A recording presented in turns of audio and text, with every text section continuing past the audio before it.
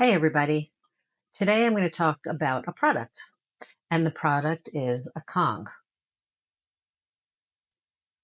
I'm sure a lot of you have heard about it. If not, I'm sure you've seen it. Maybe some of you are wondering, what the heck is it? What do I do with it? How does my dog use it? So that's what this video will tell you. Um, you know, when when we walk into a pet store, there is an overwhelming amount of products there. And I would venture to say probably 98 to 90% of what's there, your dog doesn't need and your dog shouldn't have. And you don't need to be spending money doing it or buying it for them. So this is one of the exceptions, though, the Kong. And think of it as your mother's helper or a mother's helper. It can be a um, recreational chew toy. It can be a way of honing in on your dog's hunting instincts. It can be used for teaching them how to spend time alone. And, when we bring a dog into our house, it comes with a lot of responsibilities, but those responsibilities fall on us. And so teaching a dog how to use a Kong, it has a lot of versatility to it. And it's really one of the most important things that you can have in your house. So what is a Kong? A Kong is a rubber, hollow, kind of like a beehive shaped toy, and it has two openings. At the bottom here, if you can see, large opening, and at the top here, a smaller opening. And they come in different sizes. They come in different colors. You don't need any of the colors. This is the original. This was the first product that the Kong company developed. And this one I'm holding is a medium. It depends on your dog, of course, but overall, as long as your dog does not have what's called a hard mouth, meaning they don't destroy things, and there are dogs that can destroy this. It does come in a black one that is indestructible, but that is not indestructible. But this size is really the best, even for a bigger size dog, because of just the structure of it. And you'll hear in this video how it works, which is you're putting food in it. And the larger one, the one that's like up here, the larger one does not dispense the food as good as the medium size one. So this is my size of choice. But again, it depends on the dog and a couple of other factors. So before I tell you, how it works, I want to tell you how it shouldn't work. So whenever you give your dog something to chew, you should always be supervising them. When you give your dog something to chew, you should always have water for them, because chewing and licking, because there is licking involved in this, will then create or exacerbate a need to be thirsty. So you need those two things. What you don't need, though, is, and this sounds silly, but you do not need to be following the directions of what to put in the Kong, because it's garbage. And I know a lot of people, including my clients, when I first meet with them, they're stuffing the Kong with peanut butter. Dogs should not have peanut butter. I'll underscore that. Dogs should not have peanut butter. It's a gastrointestinal inflammatory food, and they might love it, but there are other alternatives to it. So what not to put in here is peanut butter. And I believe they may not come with it, but it is sold as like an upsell, a spray. I guess they call it cheese, but it is extremely super processed food they call cheese to put in here. And then they also have biscuits that are in the shape of a Kong. You don't need any of that. That's only going to make your dog sick. And we're not going in that direction. We're going in the direction of health. So how does it work? Because of these openings, the idea is, again, it depends on your dog. Your dog you're going to stuff this with food.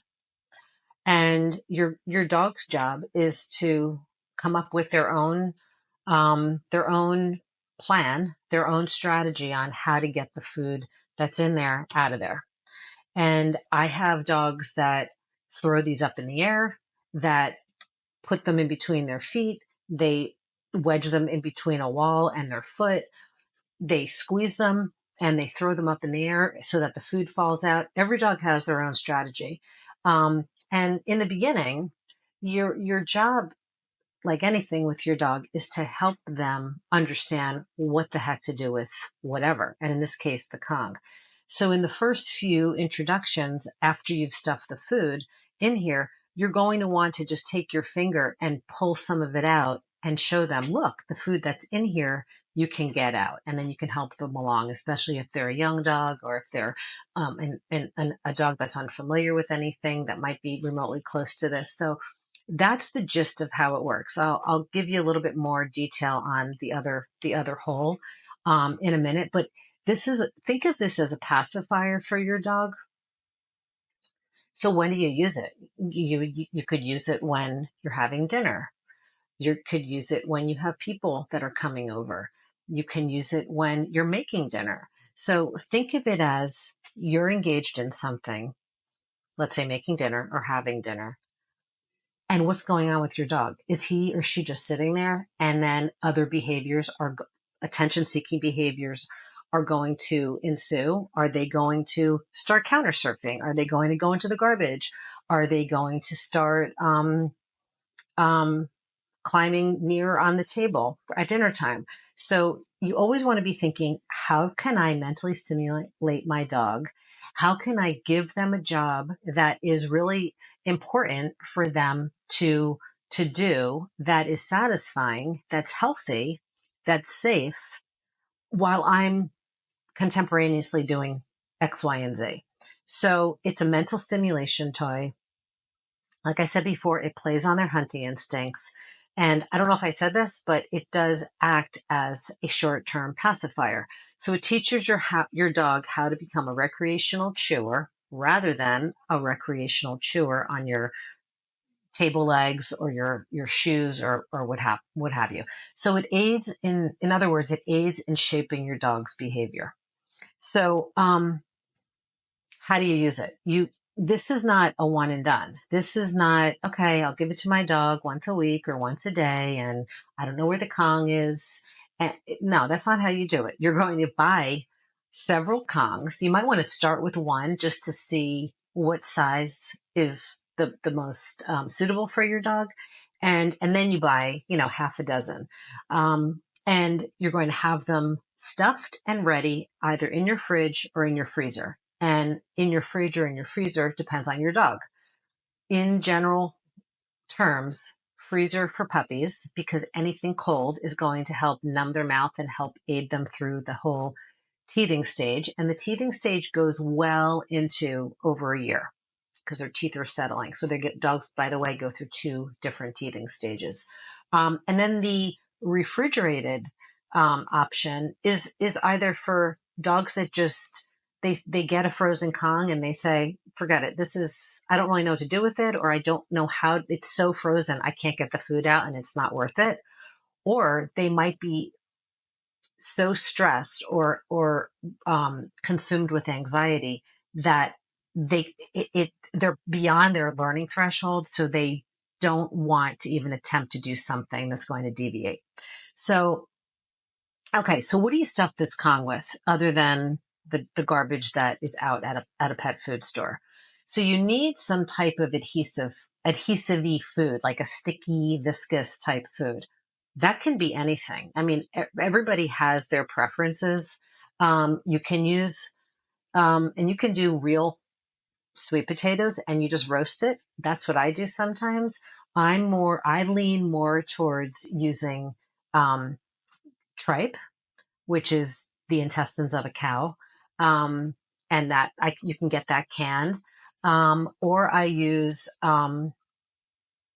organic free range yogurt, put it in here. You can use, pureed pumpkin, but don't use peanut butter. Okay. So that's your adhesive. So you're going to take a butter knife. I'm not in my kitchen, so obviously, so you're going to take a butter knife and you're going to just take this is a medium. You're going to take about a teaspoon and a half, maybe a tablespoon, and you're going to put it on a butter knife and you're going to line the inside of the Kong. You're not packing this entire Kong with the adhesive. You're just lining it, right? And you can use goat cheese. That's my other favorite that I just plain goat cheese I put in here. That's it. But you got to figure out, and you need to listen to your dog. What does your dog like? Because everything that I just listed, goat cheese, pumpkin, tripe, whatever, your dog just might not like it. And that's fine. Everybody has a different palate. So in lieu of the peanut butter, though, you can use almond butter. Almond butter is a great nut, or almonds are a great nut, and they're healthy. They're high in protein. So that can be your other adhesive. So once you get the adhesive in, then you've got to find something that you're going to pop in there in little pieces like the size of my pinky nail, that you're going to put inside the Kong. Again, that could be anything. I usually just put in there whatever I have as leftovers or just fresh food. And I always go into my refrigerator. If you're not going into your refrigerator, you're not giving your dog whole, real food. So I will sometimes do blueberries. I smush the blueberries and I put them in. I'll do leftover little pieces of salmon. I'll put that in. If my husband makes steak on the grill or wherever, I mince that up. I put about, depending on the dog, I'll put about 3 to 5 to 7. Again, it depends. Pieces of food in here. And then I put my hand here, I shake it, I either give it to them or I put it in the fridge or I put it in the freezer. Usually just put it in the fridge or give it to them. The other way that you can use this, though, and this is such a helpful tip, hack, suggestion for when you have a puppy, when you have a dog that's new to your home, a dog that you're trying to you're trying to help condition them to different environments, or just to being and learning where they should put their mouth as opposed to where they should not put their mouth, is you can use the Kong as a means of a vehicle to dispense their food. So I only have, probably like a dozen videos out at this point, but I think if you've listened to especially my first and second intro videos, you have a good idea that my approach is the three-pronged approach of my ethos, which is behavior, nutrition, and life skills. And in nutrition, there is no room for subpar adulterated food, and that's kibble.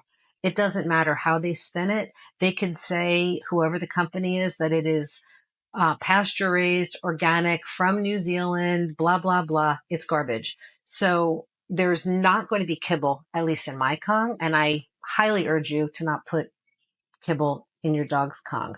But back to what I was saying, you can use this as a vehicle to dispense your dog's food. So if you have, puppies should be fed 3 times a day up until about 6 months or so of age. So you can put at least one of their meals in here, or just part of their meal in here. I'm not a fan of doing every meal in here. It's not that enjoyable for every single meal. It could create a lot of frustration, but you do want to vary your dog's day, and it's a great way of canine enrichment. So using this as part of their meal is another thing that you can do. This little hole at the end, at the top, I guess, you can use that as a couple of different ways. What sometimes I have people do is I'll have them take something harder, like the goat cheese is not hard, but it does, I guess, just because it's so thick, that it does last longer when it's there. Do not use cream cheese. That is not going to end really well on the other end, if you know what I mean. But you could put a piece of beef in there, like a tiny piece of meat or something that kind of like gives them a different challenge, because this is the big end. They can get their tongue in. This they can't. So they have to figure out, again, they have to use different like critical thinking to figure it out. So the longevity of the Kong depends on what tactics does your dog use to get the food out, and the longevity of the Kong, meaning like how long does it take for them to be finished with the Kong, and also your stuffing strategies. So it's going to take you time to figure out what works and what doesn't. But the secret to a well stuffed Kong is using high value real food. That's it. I mean, no garbage in this. The other reason why I like a Kong is because, and I'm a fan of raw bones. I feed my dog raw bones. I always have. I always will. There is something, though, to be said for being able to customize what you're giving your dog and to mix it up. You want variety in your life with your food, and your dog should have variety. So, and they can't break their teeth on something like this, like they can with a deer antler. A lot of companies and stores and places are selling deer antlers. They're not ideal. They are not a safe chew toy. And that's a whole other topic. And I think I may have touched upon it in another video, but a deer antler is like glass. It's like, granite for them putting their teeth on. And I can't tell you how many dogs have had to go in for dentition or a root canal because they broke their tooth off on a deer antler. A split elk antler, totally different story. They're great. They're soft. They're ideal. They're fragrant. A lot of good things about that. So maybe I'll do a video on that if you'd like. I already talked about the size of the Kong.